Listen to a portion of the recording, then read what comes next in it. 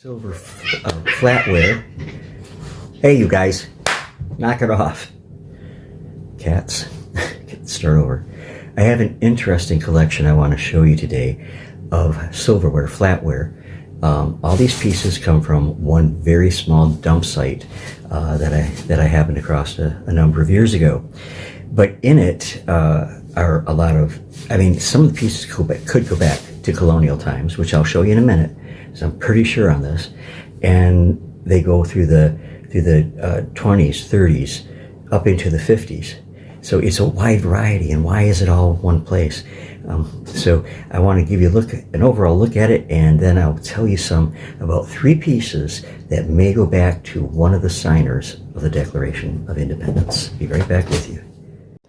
Here's a wide range of spoons and forks. I have knives too, but I don't have them out here. But there are so many unique patterns, and I want to show some of those patterns to you as we are talking. This is an older pattern, yeah, I'm going to show you these as I'm going along. Some of the close-ups of some of these pieces. Well, let's do that right now. Just very ornate, very beautiful. Many of them in excellent condition after being so many years in the ground. That one. Here's another beautiful piece. Think of what it was like to live in an era where you would dine with elegance with pieces like these, you know. So anyways, but the point of this video is that out of all of these pieces, I found three that could go back to colonial times. And I'm going to show you those right now. And here they are. Now, this one has engraved on the handle Whipple, the name of the family who had the piece. And here, though, you might not be able to see it here, but I'll show you a picture. It says pure coin, and then I forget, TA something, the manufacturer. Now, that in itself is an interesting piece because of the name Whipple. It was somebody who had, was somewhat well-to-do to be able to have their name etched into their flatware. Here's another one.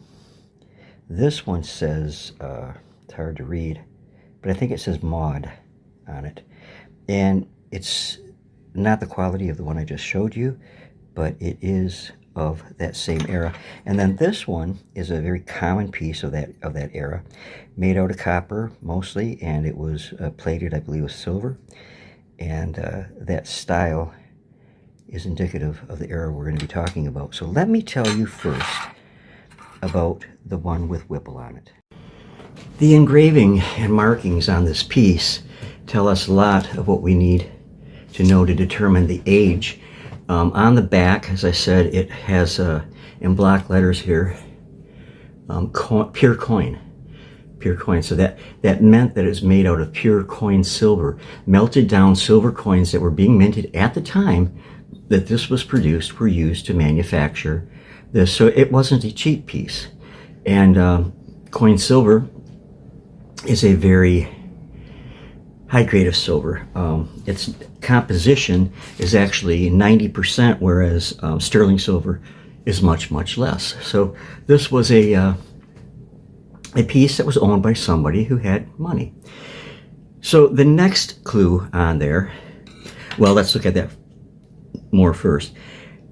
It's desirable, as I said, because it contains 90% pure silver.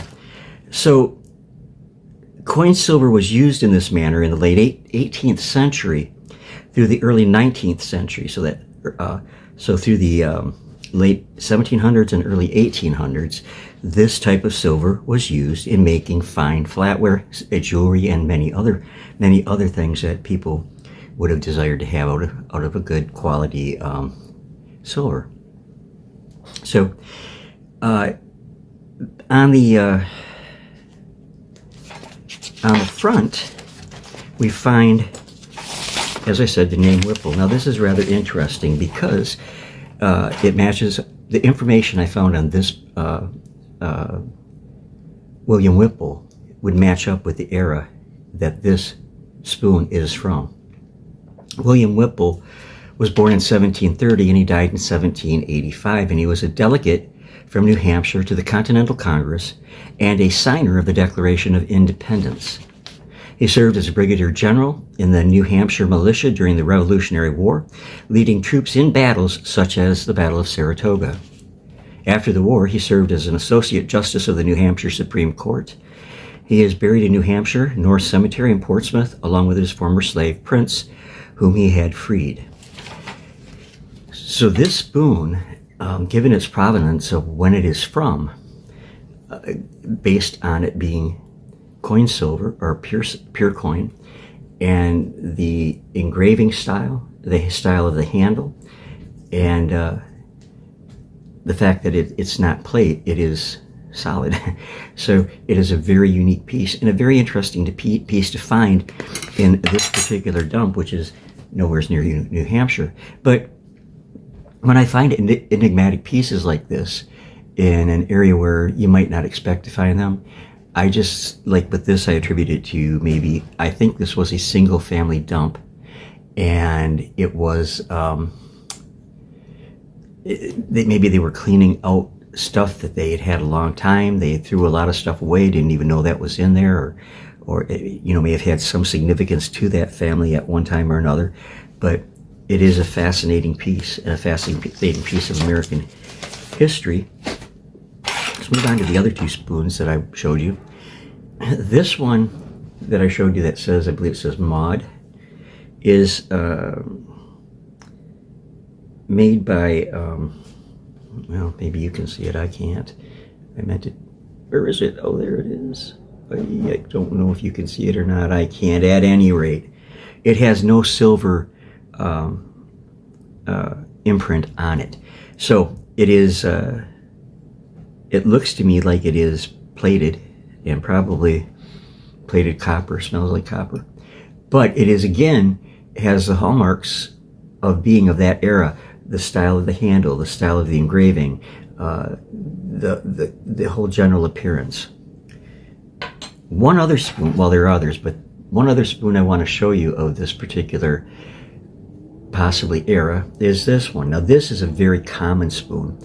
It would have been used by the commoner like myself, and it has the same style handle. A little bit, well, there's not much difference in style at all. So it was a common style back in the day, back in the era that we're talking about. And this one, though, is definitely copper, and it was would have been silver plated when it was in use. So I just wanted to show you these few pieces. I think they are amazingly interesting, and I hope you enjoyed taking a look at them. I will be back with you all again real soon. God bless you, each and every one of you on the other side of that monitor. I love you very much. See you later.